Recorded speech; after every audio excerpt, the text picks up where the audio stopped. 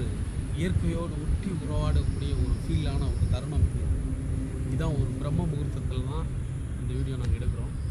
So இந்த மாதிரி ஒரு தருணம் எனக்கு கிடச்சது வந்து ஒரு பெரிய வரப்பிரசாதம் தான்.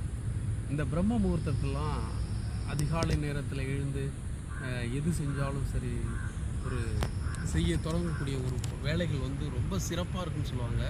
ஆனால் இந்த பிரம்ம முகூர்த்தத்தில் இந்த மாதிரி ஒரு இயற்கை ஒரு மானோட எடுக்கக்கூடிய ஒரு வீடியோ எனக்கு கிடச்சிருக்கு. ரொம்ப மனசுக்கு ரொம்ப ரொம்ப ரொம்ப சந்தோஷமாக இருக்குது. இந்த ஒரு வீடியோவை உங்களோட நான் ஷேர் பண்ணிக்கணுன்றதுக்காக தான் இந்த வீடியோ எடுத்துகிட்ருக்கேன்.